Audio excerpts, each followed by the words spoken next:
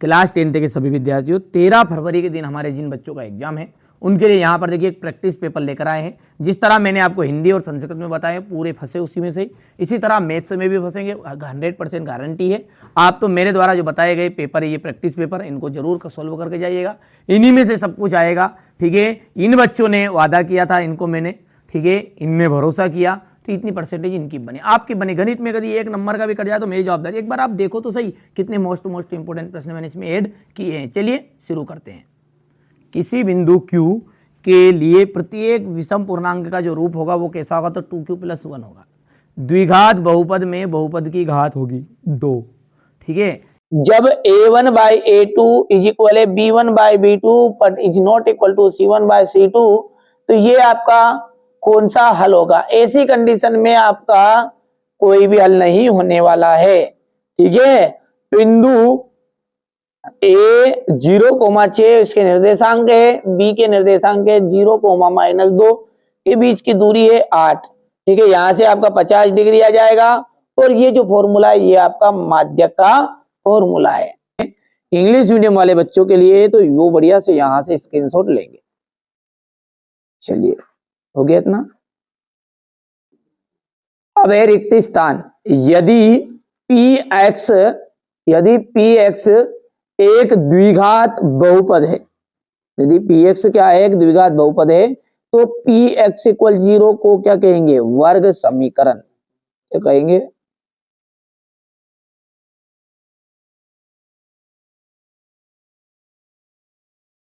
जब किसी अनुक्रम के पदों को किसी नियम के द्वारा लिखा जाता है तो इसे क्या कहते हैं, श्रेणी कहते हैं।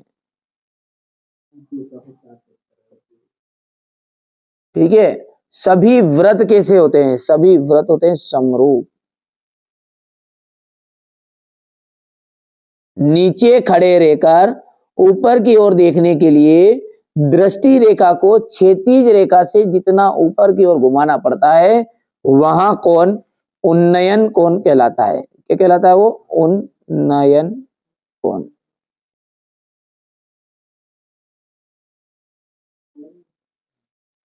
थीटा कोण वाले त्रिज्यखंड का जो क्षेत्रफल का फॉर्मूला होता है वो क्या होता है। ठीक है, तो यहां पर आपका देख लीजिएगा, कोण थीटा वाला है तो ये हो जाएगा आपका त्रिज्यखंड का फॉर्मूला πr² θ/360।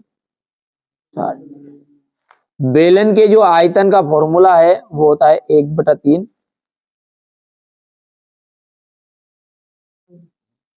πr²h। ठीक है,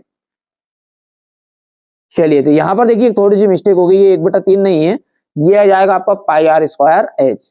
चलिए, तो अब आगे बढ़ते हैं और अगला देखते हैं। विविक्तकार शून्य। देखो, विविक्तकार शून्य होता है तो मूल समान होते हैं और वास्तविक होते हैं।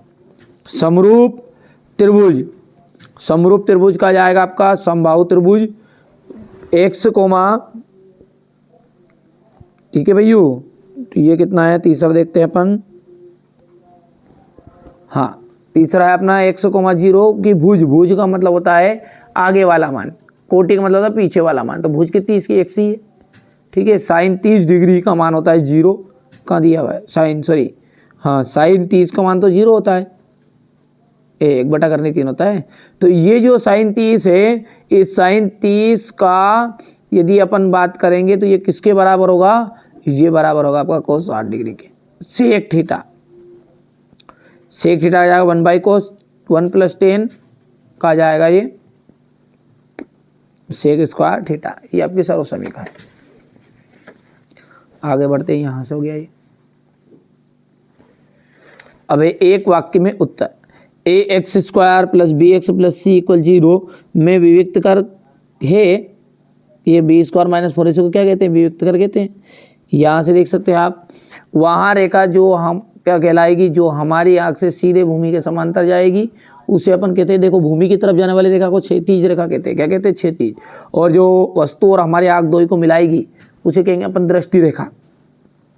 एक वृत्त पर कितनी समांतर स्पर्श रेखाएं खींची जा सकती, तो 2। देख लो यहाँ से ध्यान से। ठीक है भैया, इसके बाद में यहाँ से अपन आगे बढ़ेंगे तो 6a² आ जाएगा। एक असंभव घटना की प्रायिकता सदैव शून्य होती है। इतना क्या, चलिए यहाँ से स्क्रीनशॉट लो। आगे बढ़ते हैं। यहाँ पर है आपका सत्य सत्य, ठीक है। ये आपका देख लीजिएगा, यहाँ पर है पहला सत्य रहेगा, क्योंकि प्रत्येक प्राकृत संख्या पूर्ण संख्या होती है, तो बिल्कुल सत्य बात है ये तो। क्यों? क्योंकि प्रत्येक प्राकृत के 1 2 3 4 5 पूरी पूर्णांक पूर्ण में बिता गई, ठीक है, क्योंकि पूर्ण 0 से 0 होती है।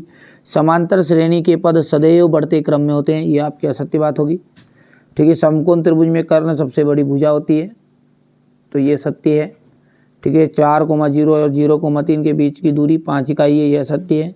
शंकु का जो आयतन होता है वो पाई आर स्क्वायर एच होता है क्या, ठीक है भैया।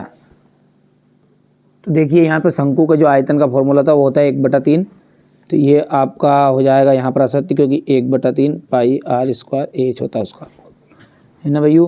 किसी घटना, ये तो बेलन का है ना भैया, और किसी घटना की प्रायिकता ऋणात्मक भी हो सकती है, ये आपकी असत्य होगी। यहाँ से अपन बात करें क्वेश्चन नंबर 5 की, तो ये देख सकते हैं आप, तो 5005 को अभाज्य गुणनफल लो के गुणनफल के रूप में व्यक्त कीजिए। अभाज्य गुणनखंड विधि में 96 में और 404 का एचसीएफ याद करना है।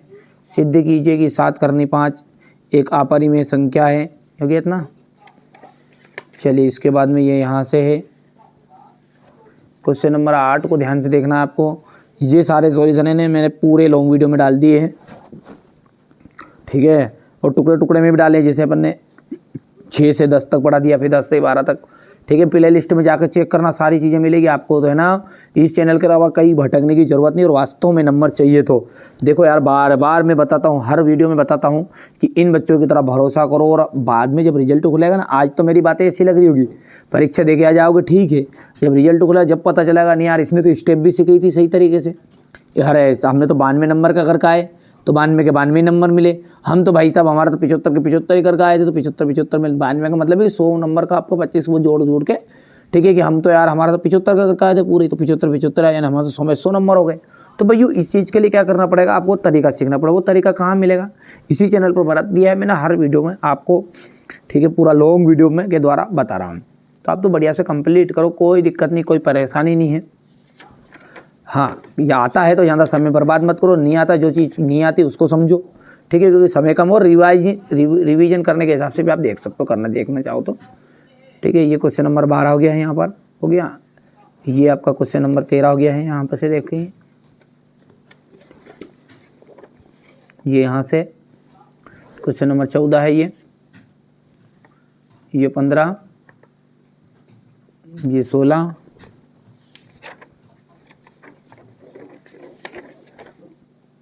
यहाँ से 17, ये क्वेश्चन नंबर 18,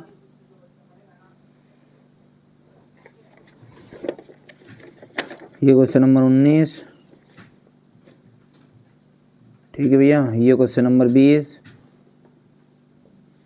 यहाँ से क्वेश्चन नंबर 21,